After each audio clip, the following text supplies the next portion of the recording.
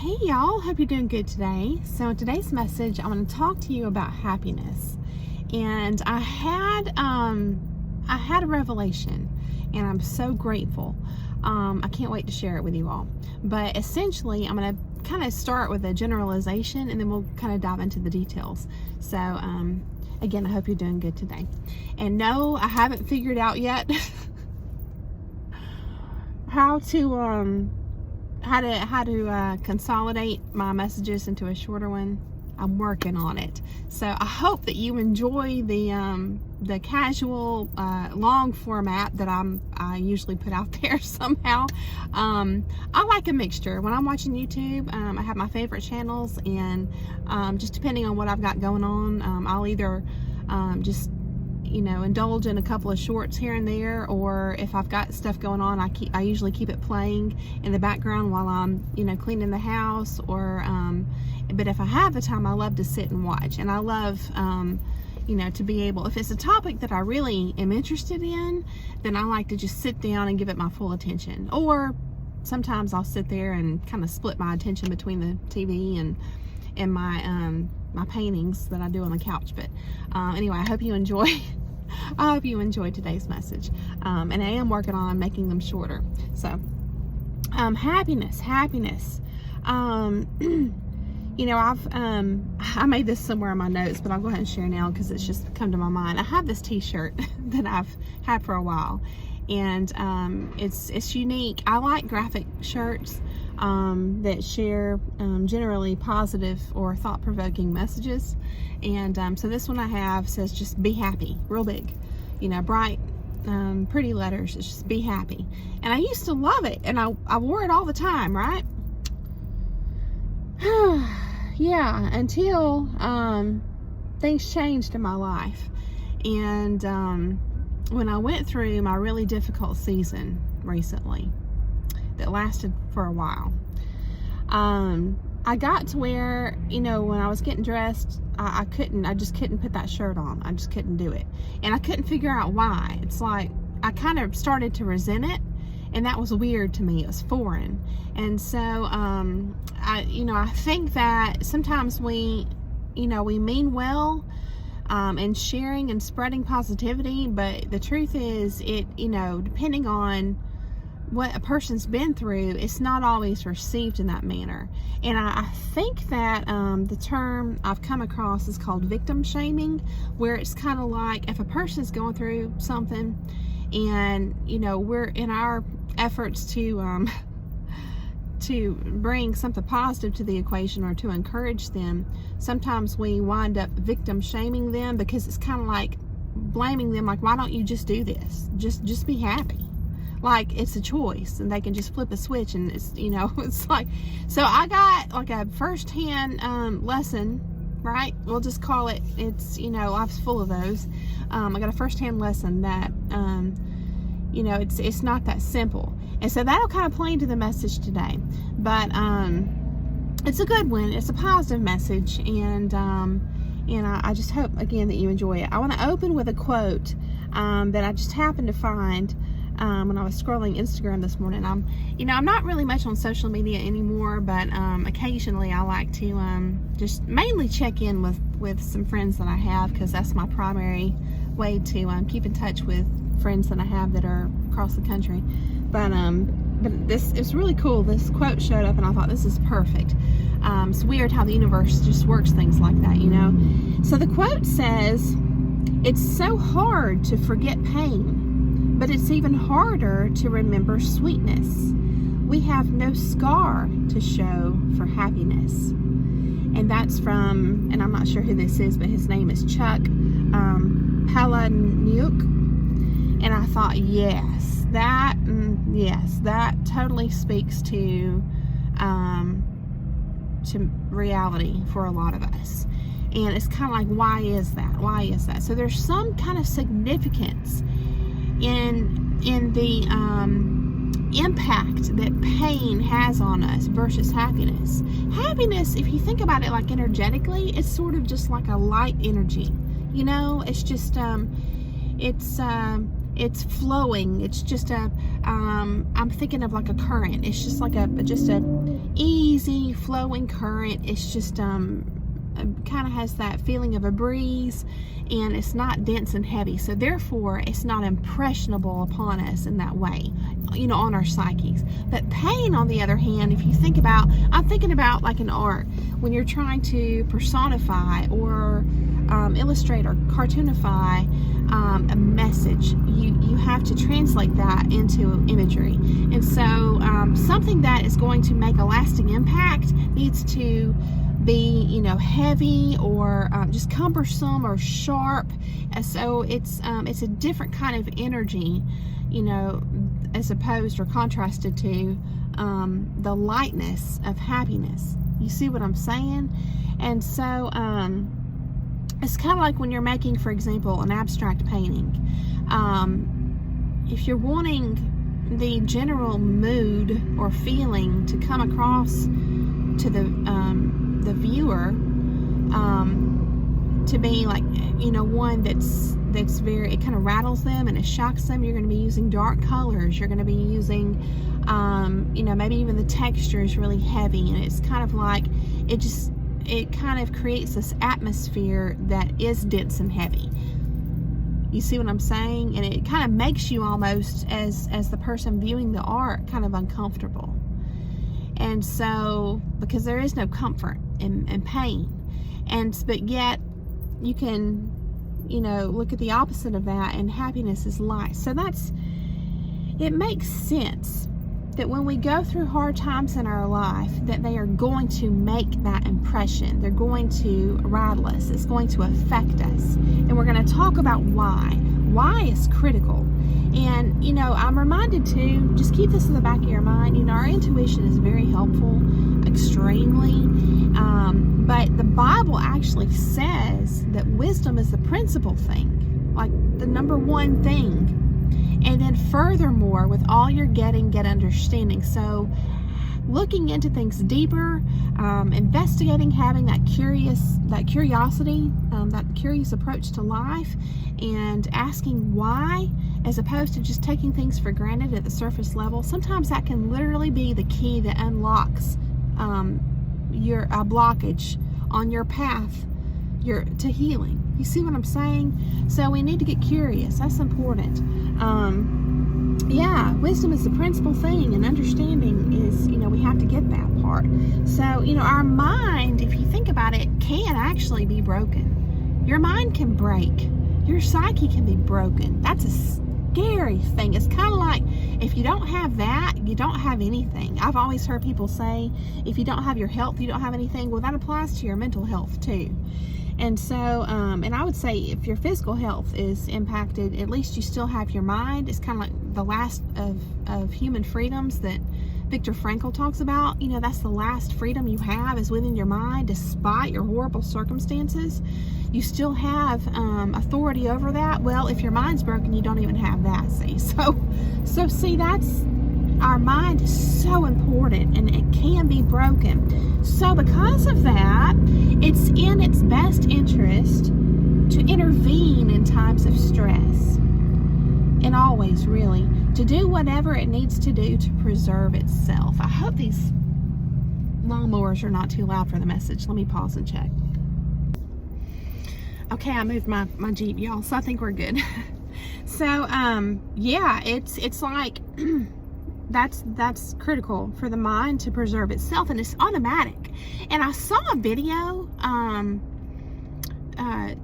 talking about this kind of stuff, and I'll share the link down in the description with you all. And let me just say this too, sometimes I get discouraged. I want so bad to bring you all, like I mentioned in my last video, great content, but sometimes it's not coming to me. There's just no flow there.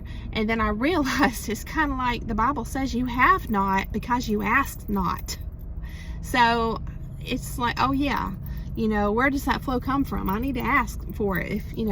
It's kind of like, sometimes I think God is just, he's just so abundant, however you want to frame that, depending on your spiritual beliefs, right? I try to make my messages, beneficial for everyone, but that flow that's coming from the divine, I think sometimes it's just take it for granted, and even we confuse it with our own mind, and maybe God just kind of blocks it for a minute to be like, okay, I need you to remember where this is coming from. So, and then, we're sitting there going like, why can I not think of, something? What happened?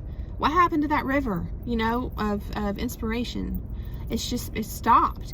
And then it's like, that serves as our reminder sometimes to be like, oh yeah. And it repositions us back into a place or position of humility. So ultimately it's another lesson, and a very important one, and a good one. So, yeah, so I feel very, very blessed and grateful that I had this revelation for myself this morning. I just was so excited to share it with y'all.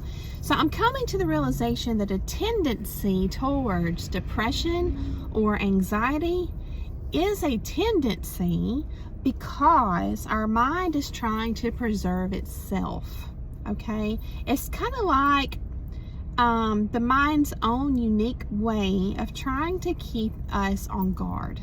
Okay, and it's like, on guard for what? How can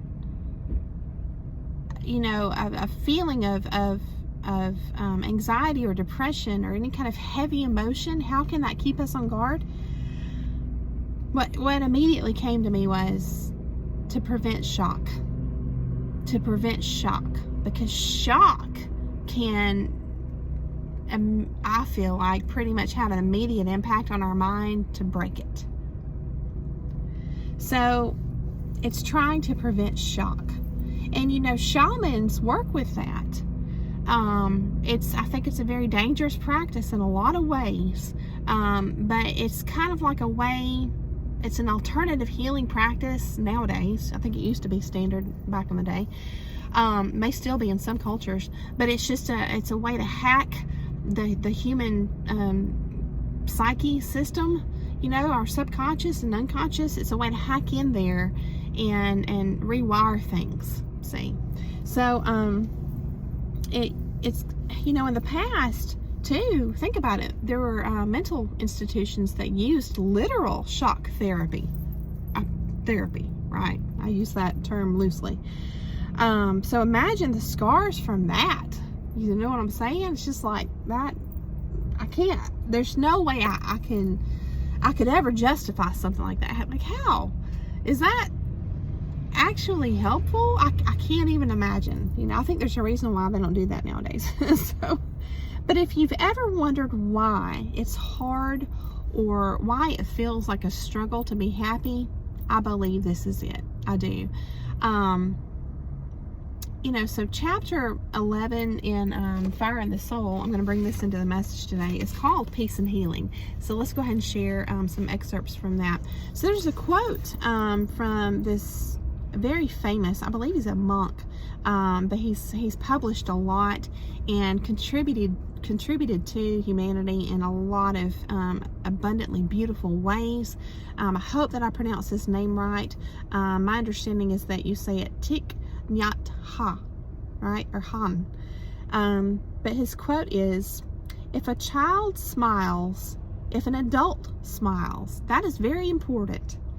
If in our daily life we can smile, if we can be peaceful and happy, not only we, but everyone will profit from it. This is the most basic kind of peace work. And, it kind of goes back to that t-shirt I've got, Be Happy. It's like, for a long time, I just couldn't put that thing on. I don't even know if I still have it. I may have donated it.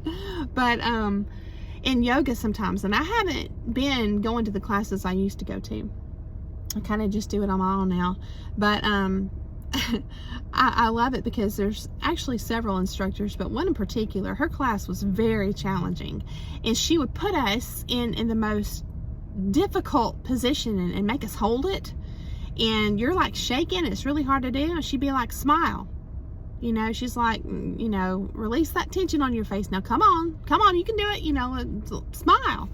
And it would just it would make you smile, because it was hilarious that you would even want to, you wouldn't really want to smile when you're in the middle of that pain. See, so this is bringing mindful intention to a stressful moment, literally. But you can translate that over to your mental, spiritual emotional self, right? So she opens the chapter again. It's called Peace and Healing, chapter 11. Just talking about mindfulness really, and joy and gratitude.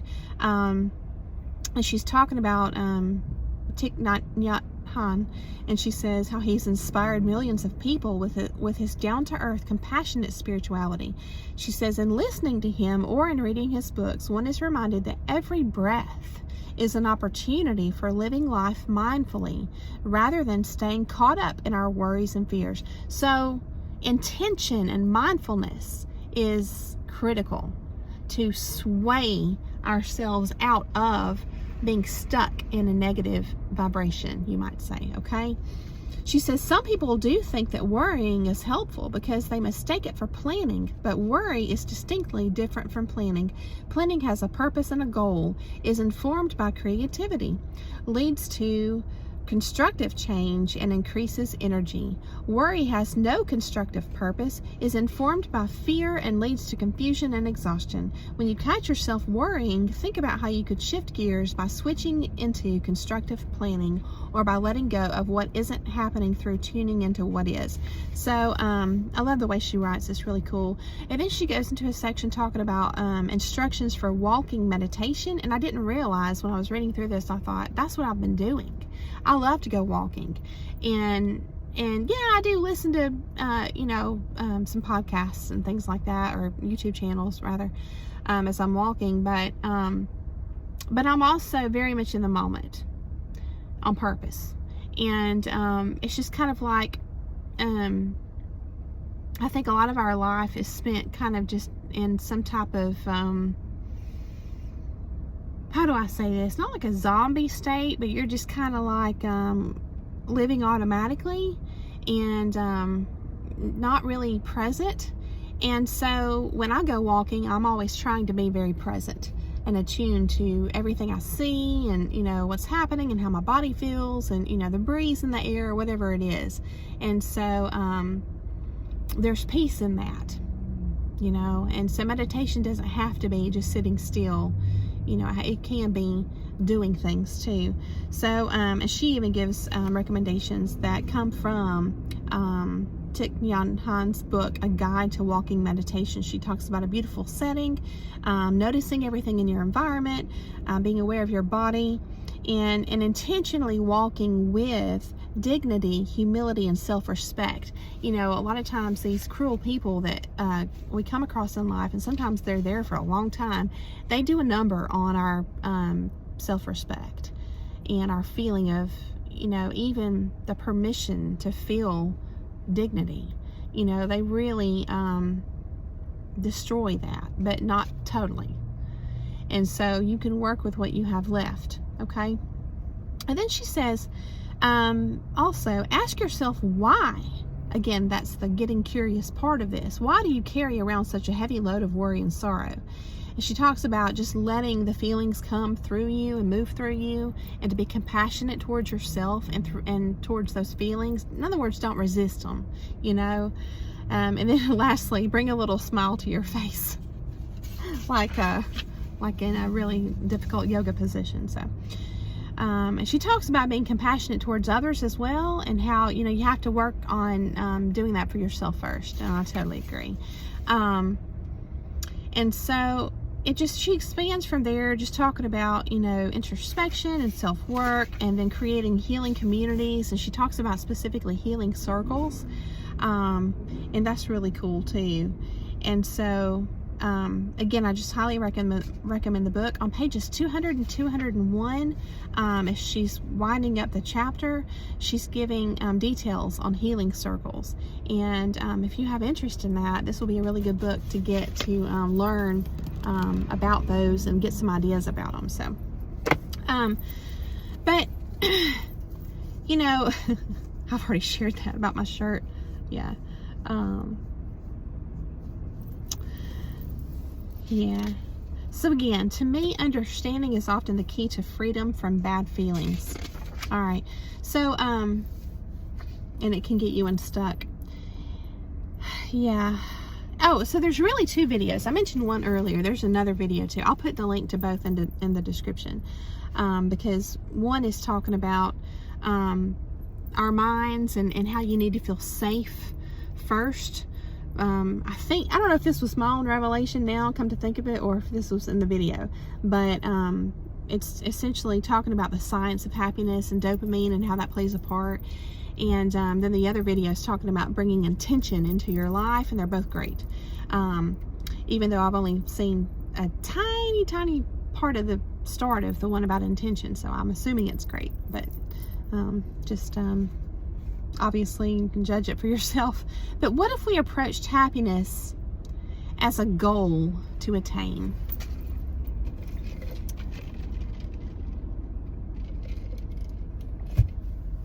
I haven't really ever framed it in this way, but I wonder if sometimes we sort of approach the concept of happiness like an entitled child-like mindset, like it should just fall in our lap. Or like, you know, it's maybe we know to some degree that it is a byproduct of our life choices, but again, our life choices can be manipulated, see, from people with bad intentions and things like that. So I think that if you have an overabundance, depending on the season you're going through or you've recently been through in life, if you have an overabundance of negative experiences, then you're not going to feel happy. You're just not. It's just, and again, the mind's, you know, these negative experiences have made an impression or a mental scar on your mind, and then your mind's trying to preserve itself. So you're still stuck in preservation mode or survival mode, not consciously, but that's working against us, trying to be happy. But if we shift our perspective on happiness and think of it more like a direct goal to attain, then we can do something about it. It's not gaslighting ourselves, and so I'm going to dive into explaining why. But so in one of these videos, I can't remember which one, it talks about celebrating small victories each day, you know, kind of like by hacking our internal reward system. And so these small celebrations create like dopamine spikes in our body. Okay, so these negative experiences, like our experiences having an impact on our body physiologically, you know, all the I don't know if they're called chemicals or whatever in our body, the hormones, all this stuff, they get impacted, and then they learn to function a certain way or to be at certain levels, and that plays a big part in why and how we're stuck. And so, you know, it's weird because a while back when things were pretty tough for me, I just instinctively saw this in a little thrift shop and I bought it. Celebrate. And so I don't know, and I didn't really know why. I felt called, you know. It was like this I don't know, just my soul was like, yeah, get that, you know. It was cheap, and I was like, okay, so I bought it. But and I saw somebody's comment on one of these videos too about, even as an adult, I think it says she buys sticker books for herself, and she gives herself a little reward of a pretty sticker, you know, just for doing small things. And so it's again another way to hack the subconscious mind, and to create that dopamine effect of happiness. See, to offset, because that's what we want to do. We want to offset all the bad experiences that we just had during this time period that was tough, you know. And so, yes. And what happens is the more and more good experiences we have, they start to culminate and compile into proof in our minds. We're proving to our mind that it's safe to be happy. And this revelation felt profound to me.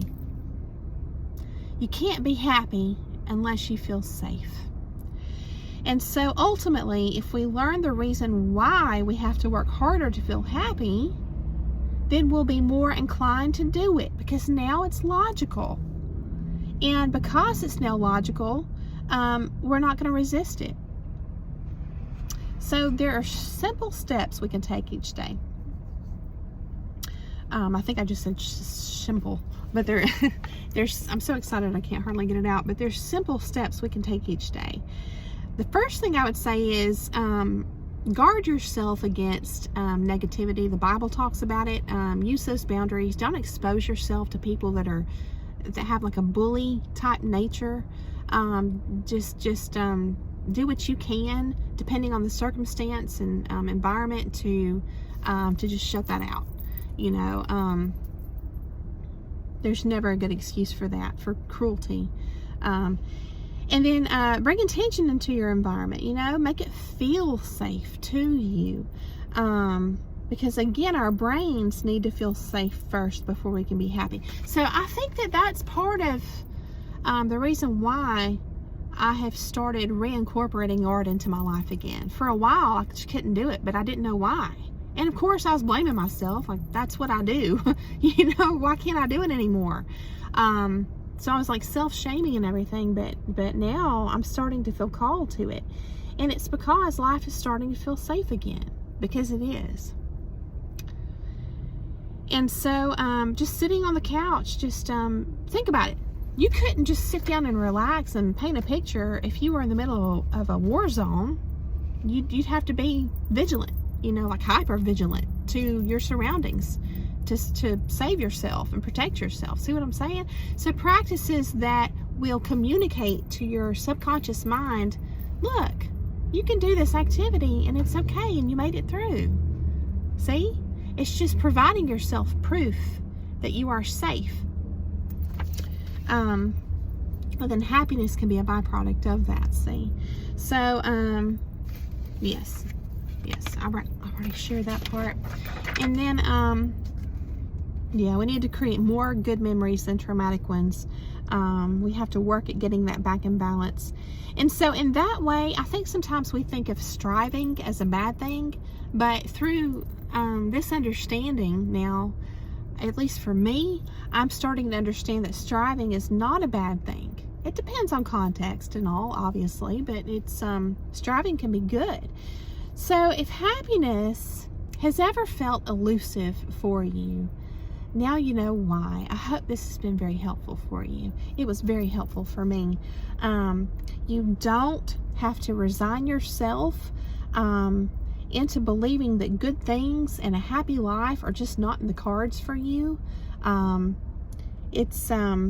There's an old saying, and I don't know who to attribute it to, but it's fortune favors the bold.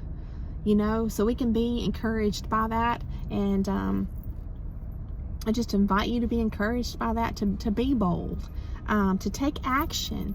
Because think about this too. This is proven to be true in my life. Nothing worth anything will just fall in your lap. We have stuff fall in our lap, and it may initially look good, but in the end, I've learned it's what we work for that is lasting and good and true, and fruitful and deep and meaningful, you know. So we have to work for things that are truly of value, okay? So the beautiful thing of this is, the beautiful thing about working for it and striving is that it will make us appreciate it more than if we didn't work for it. We're not going to take it for granted then. And maybe that's the biggest lesson of all. So I hope you enjoyed the message today. I thank you so much for coming along to hear it. I hope that you have a beautiful day, and I really hope that I can start to bring you shorter videos. And that way I can just put things out more often on my channel. So again, I just hope you enjoy it. I hope you got something from it, and I hope it got the wheels turning for you. So I will be going on a short vacation coming up very soon, so there will be a few days I won't have some videos, but next week I'll be back on here, probably Tuesday, if you're watching this the same day that it's posted. So again, thanks so much. Have a beautiful day, and I will see you again very soon.